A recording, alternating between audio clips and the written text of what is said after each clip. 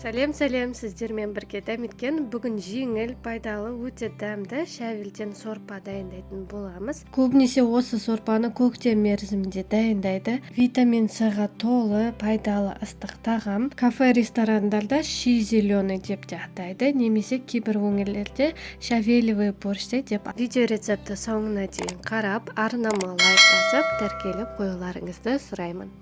Тауықтың сан етін жуып, отқа пісіруге қоямыз. 1 шай қасық тұзды қосып, араластырып пісіреміз. Сиырдың, қойдың етінен пісіруге болады, немесе етсіз тек көкөністерді қолдануға болады.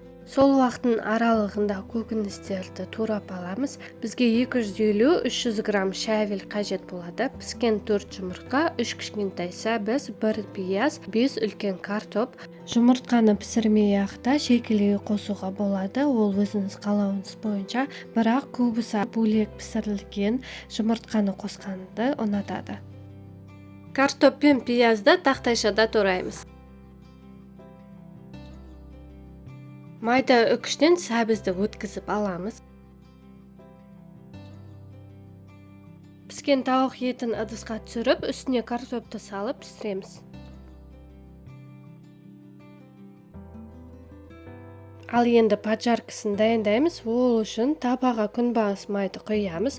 Жаңағы тураған сәбіз бен пиязды қосып, шымшыт тұз салып, араластырып аламыз. Шамамен 5-10 минуттай қуырамыз. Сол уақыттың аралығында тауық етін сүйектен ажыратып, картоп пісіп жатқан кастрюльге салып, қуырылған сәбіз бен пиязды саламыз.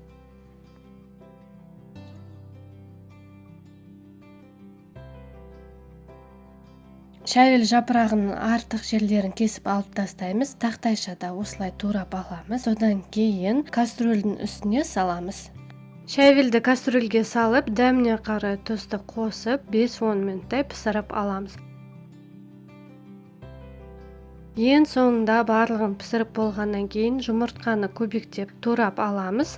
Содан кейін кастрюльге саламыз. Осымен біздің ыстық тағамымыз дайын. Міндетті түрде осы рецепт бойынша пісіріп көріңіз. Қазіргі уақытта ең дәмді сорпа болып келеді. Асыңыз дәмді болсын. Видео рецепт ұнаған болса, лайк басып, тіркеліп қоюларыңызды сұраймын. Сіздермен бірге болған Дәметкен.